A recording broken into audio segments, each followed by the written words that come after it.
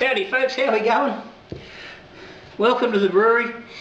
Today I'm doing the second experiment in the Twang Files. So we are continuing on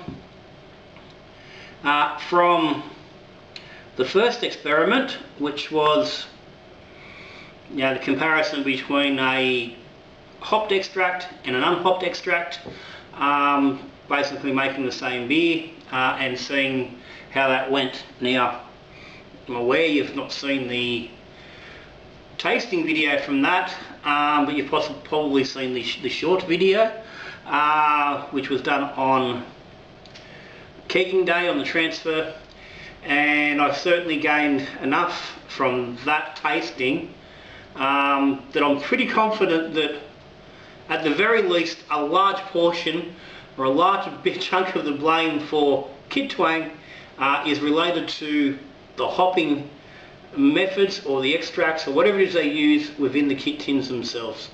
I'm still not convinced that there's not an amount of the extraction and tinning process involved, but I'm thinking it's hop driven.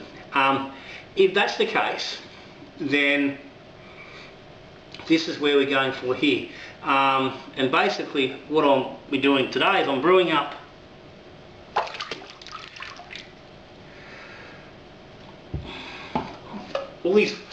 tin of Woolies Draft, and I'm using this tin because some are going to say because it's cheap. It doesn't hurt that it's cheap, but the main reason is because on the ingredients list, at least, brewing concentrate is made from barley malt extract, water, hop extract, and there's yeast. So it actually lists hop extract, not hops, hop extract. So we know this is bitter with the extract, so therefore it should have some twang. So what I'm doing today, this method has come about from some conversations with a few persons of knowledge and a couple of people probably of dubious knowledge, but people of experience and knowledge, and my understandings as well, on the basis of thinking that if the hop extract is what's causing the twang, is boiling this extract and making some conversion of the extract of the hop extract itself, or the hop oils, will that eradicate the twang? Is the twang, because my thinking is that the twang itself is potentially directly correlated to that hop extract being added in specific doses, and from what I can garner, it's not necessarily kettled or boiled with the extract. So will boiling get rid of it? This also comes about partly, what really got me started on it initially was there's a handful of brewers floating around on some of the Facebook groups, and during conversations about Kit Twang, several times they've thrown in comments regarding boiling and getting rid of the twang. They seem to think it's some sort of great in-joke between these 3 or 4 brewers. They never elaborate on what they mean, and they do not answer questions when they're actually questioned about it. That pisses me right off, because that's just not what home brewing is about. If you've got something that you know, if you've discovered something, if you're using a method that works, share it. Don't just put it out there that and have a laugh between your friends like everyone else is a fucking shit idiot, and you've got all the goods. You've got some fucking magic potion locked in a box. That is bullshit. So, but taking all that information and going back and thinking back in the days, like I'm thinking like back when I first started brewing, 30 years ago, and I do remember there was a couple of tins that came from Pommyland, Pommy manufacturer, and it's not muttons, they're think it was something like I've got Bulldog. I don't know if it was Bulldog Brewing or whether that was just one of the brews was like a Bulldog Ale. But those kits used to be boiled as part of the process. You put the tin in and you boiled it. And I don't recall whether there was twang in those brews. There's no real note of it in my notes because at the time I wasn't really understanding of what kit twang was. There was just whatever the flavour was of the beers. So, but that's where the thinking is. So today, what I'm going to do, I'm going to mix this up. First thing I'm going to do, I'm going to put this in here. I'm going to mix up the 10 litres. Let's use some fancy fast forward stuff, and we'll get through to that.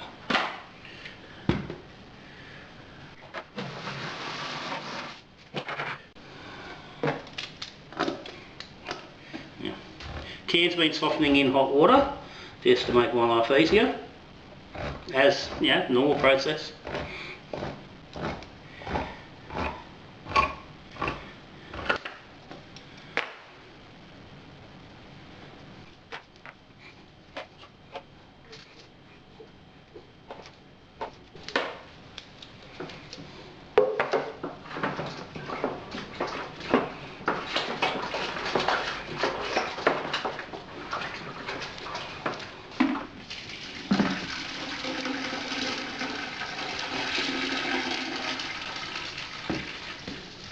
Okay, I'm using, as you can see, spring water. Now this is the same water I actually used on the experiment versus tap water with kits, and found this did make a cleaner brew. And the reason for that is there was comments made around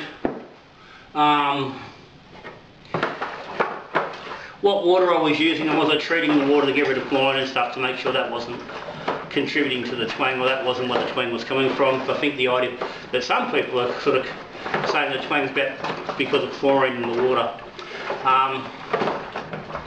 So I know from that experiment that it did make a slightly better beer, but I certainly know it doesn't. Yeah, it doesn't stop the twang. It's not what the twang is. But for the sake of making the experiment as clear as possible and as less cloudiness around the fringes, I'm going to do it with the spring water.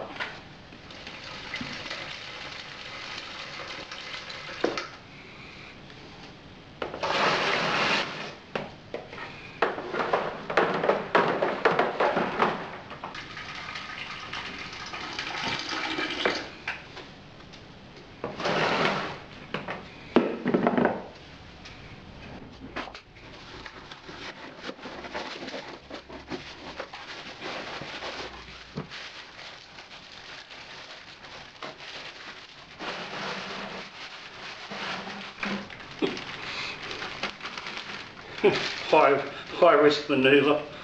We got away with it. God knows that could fuck up on you. Anyway, so get this mixed together.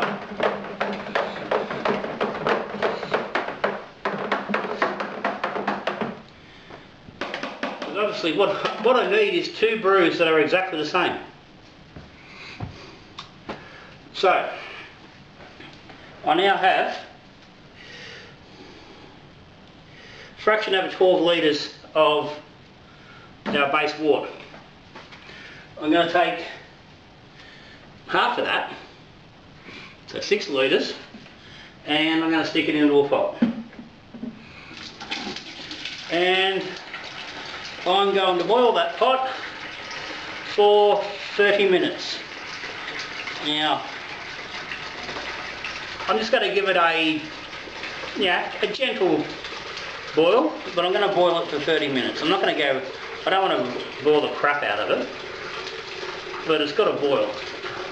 Now 30 minutes should be plenty to do any isomerization or anything with the hops that are in the brew.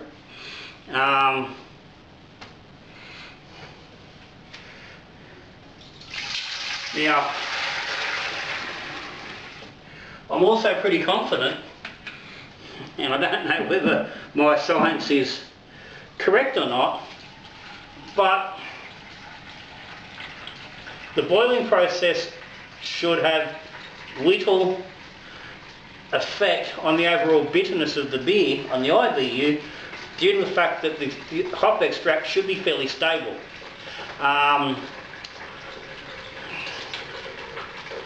It's my understanding that it's pre-isomerized and therefore should not increase in its bitterness content when it's boiled.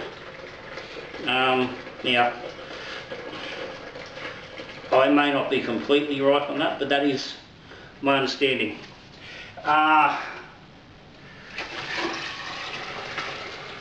Worst case scenario, we get an extra couple of IBU. That in itself, I don't think is going to be an issue, because it's going to be a fairly low IBU can anyway. But we're not worried about, again, we're not worried about the overall flavour components in the beer itself. It's about whether there's twang or not. So we're going to brew this now. I'm going to transfer into 15 litre fermenter. Let's get this on the boil. What are we talking here? So I'm going to get what's left here into a 15 litre fermenter. I'm going to add half a box of BE2.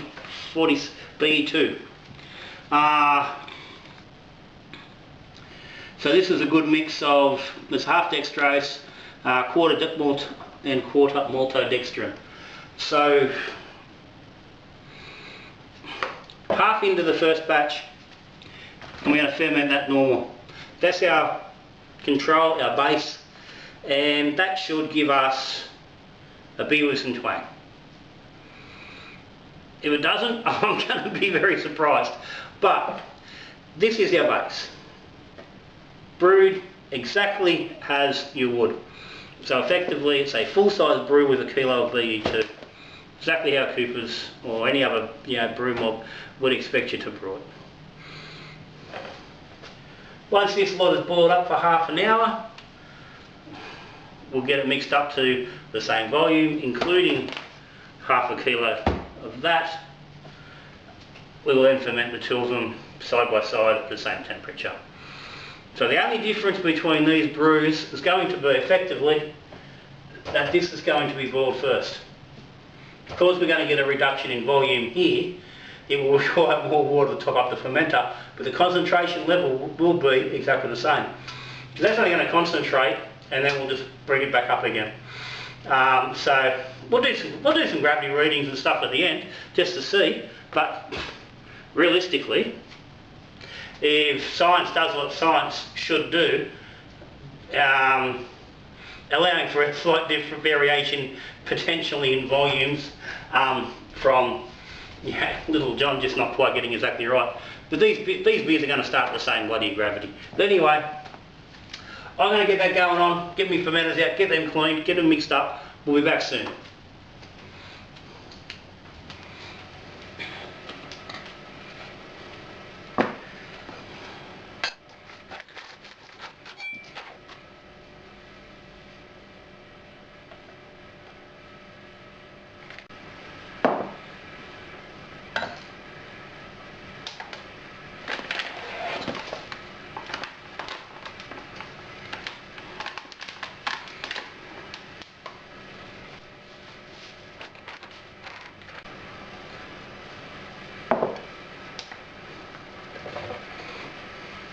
Okay, there's 507 and 518 grams in each of those bowls, so I'm not too worried about the 11 grams being out. We'll go where it goes, it's not going to make fucking any difference.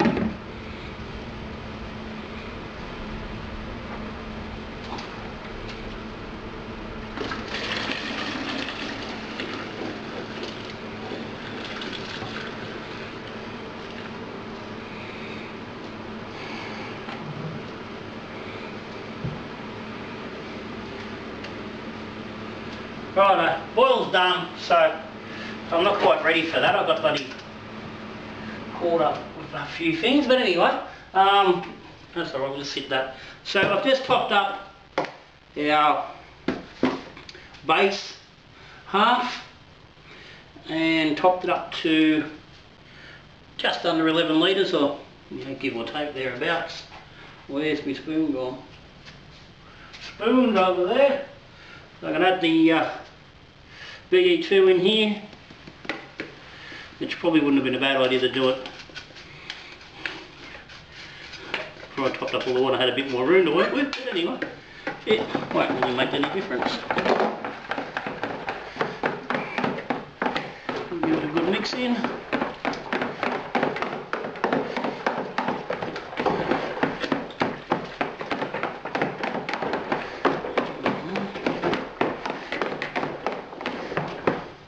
Lovely. Lid on there.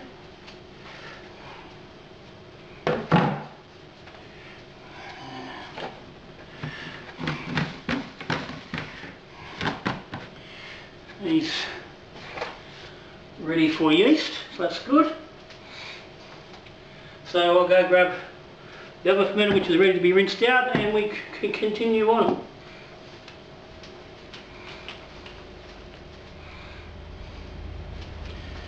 Okay.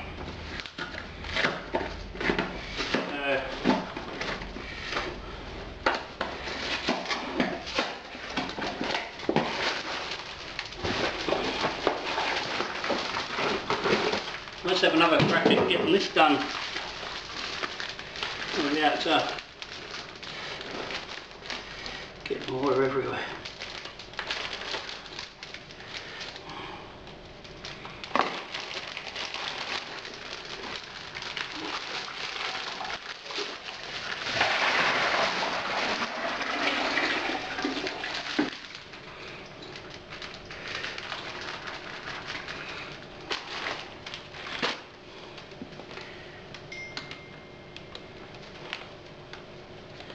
Anyway, we got more water than we anticipated in there. It's alright. Take a bit off.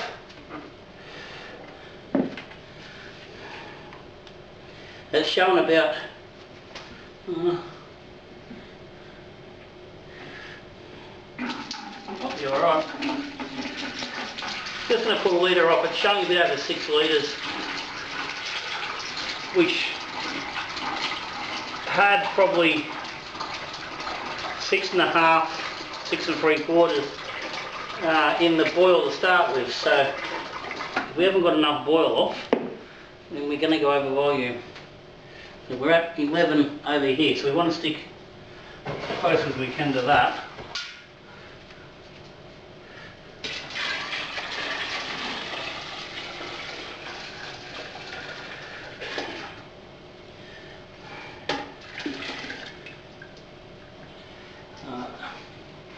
That's it.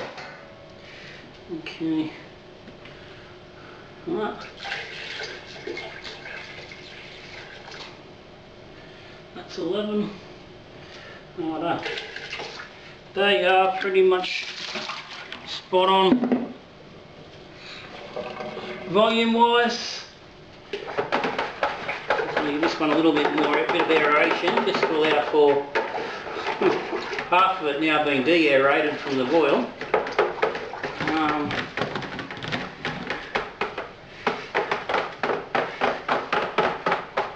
Trying to see how we compare in colour wise.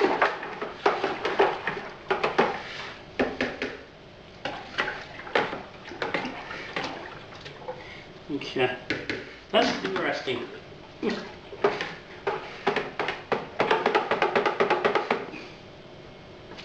The board version looks like it's a little bit clearer. It's weird, but it does look to be a little bit deeper in colour, a little couple of shades darker. And again, that's to be expected from the boiling. So that's something I've got labelled to look at further down the track. hang on dickhead, is that change in colour and potential extra maltiness from the boil, and how that will be counteracted. But at the moment, that's not anything I'm concerned with just now. But I actually just sat down in between the boil, which is what I got caught up with, and was adding that to my notes on the things I want to play around with. Because that was come from that first batch, darker colour from the boil, and obviously I think that's going to be an ongoing thing. So how that gets counteracted down the track is something that we need to look at. Well, we are done.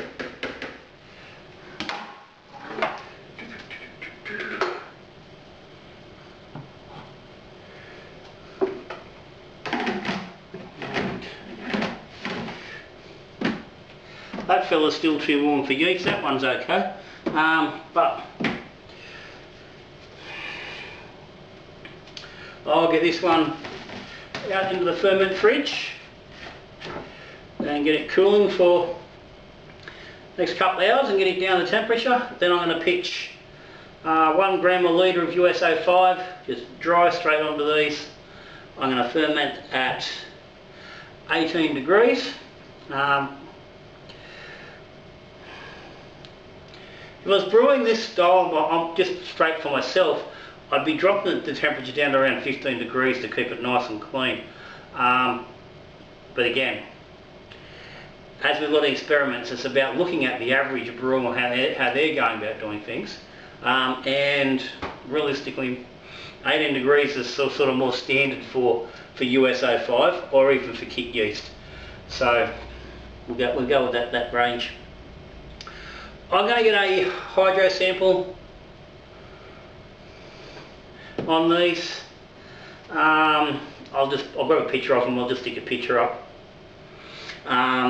with the numbers. But that's it. So these will ferment now for 2 weeks, and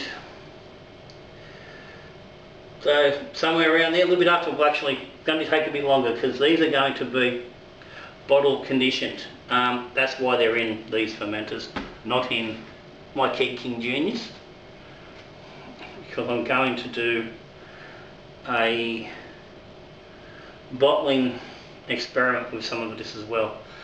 So I'm going to turn a split batch into 2 more splits on bottling to try something else out. So we covering all sorts of stuff as we go, as quick as we can, trying to get as many results and some ideas without having to brew too many brews.